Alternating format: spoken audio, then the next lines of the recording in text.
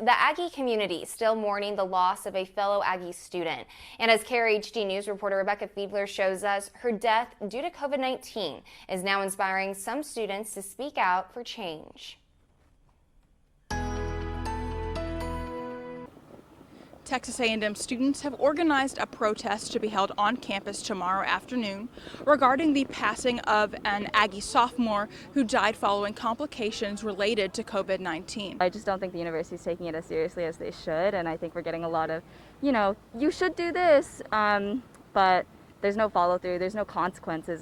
Students like Maya Badrani plan on attending tomorrow's protest, which has been advertised through social media posts sharing a digital flyer.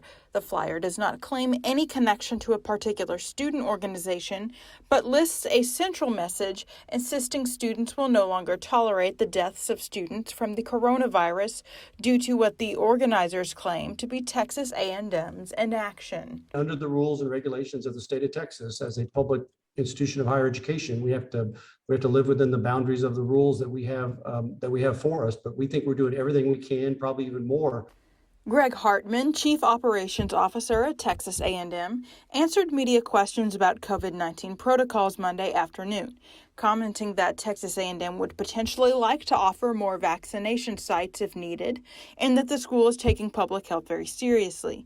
Some students we spoke with understood the university is facing restraints from the state government. I do feel like if they did have that opportunity to have a mask mandate, they would have one in place, because I have so many teachers who are highly recommending it, who are giving us extra credit and allowing us to do open note exams for wearing our masks to class.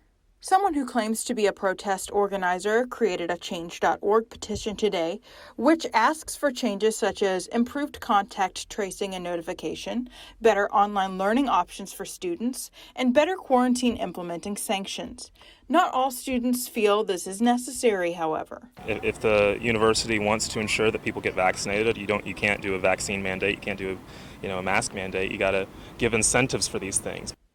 During a virtual Faculty Senate meeting that has been ongoing this afternoon with A&M President M. Catherine Banks, professors expressed concern that the university is not properly communicating with the Health Science Center and that university research is being negatively impacted by COVID-19, among other relevant concerns.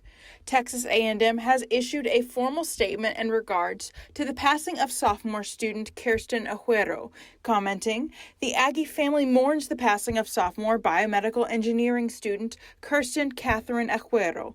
Her desire to become a psychiatric nurse was a true calling to serve those in greatest need. We ask that all Aggies come forward and honor this Aggie here." The protest will take place tomorrow from 5 to 7 p.m. at the Academic Plaza on campus. Organizers ask that all in attendance wear face masks. Reporting from College Station, Rebecca Fiedler, KRHD News. And across the country, vaccination rates on college campuses vary. Forbes reports that in Ivy League schools where vaccines are mandated, the compliance rate exceeds 90%.